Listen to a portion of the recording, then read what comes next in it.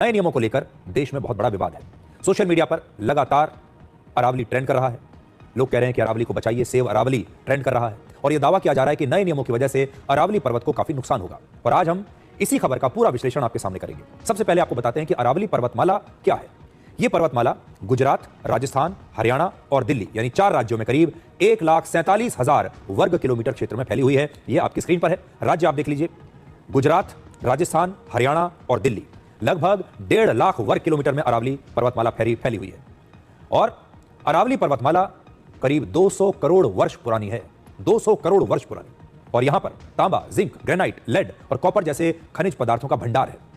4 राज्यों में फैली होने की वजह से हर राज्य में अरावली में खनन को लेकर यानी माइनिंग को लेकर अलग अलग नियम इससे पहले हुआ करते थे। इससे खनन को लेकर, माइनिंग को लेकर कोई पारदर्शिता नहीं थी और बहुत कंफ्यूजन रहता था। हर राज्य की सरकार ने अपने राज्य में अरावली क्षेत्र में माइनिंग को लेकर अलग अलग नियम बनाए हुए थे और ऐसे में सभी राज्यों में माइनिंग के लिए एक जैसे नियम बनाने के लिए सुप्रीम कोर्ट ने एक कमेटी बनाई। तो पहले मैं यहां आपको 2-3 बातें बताता हूं। इससे पहले इन चारों राज्यों में मान लीजिए अलग अलग पार्टियों की सरकार है। उन पार्टियों की अरावली पर अलग अलग नीतियां हैं। पर्वत श्रृंखला, वो तो अपने आप में चेतन है नहीं, वो तो कॉन्शियस है नहीं, तो उसका क्या नुकसान हो जाएगा?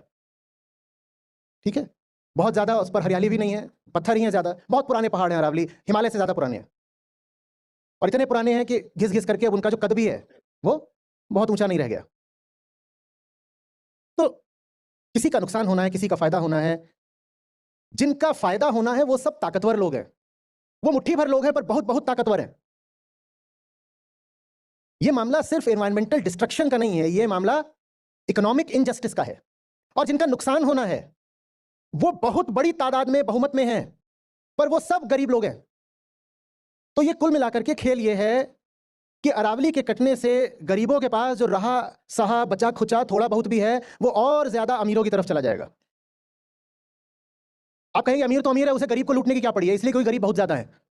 इतने ज्यादा है गरीब कि उनसे थोड़ा थोड़ा भी लूटा तो काफी हो जाता है। और फिर बात लालच की है, होगा गरीब, मुझे तो उसको लूटना है क्योंकि मेरे पास लालच है।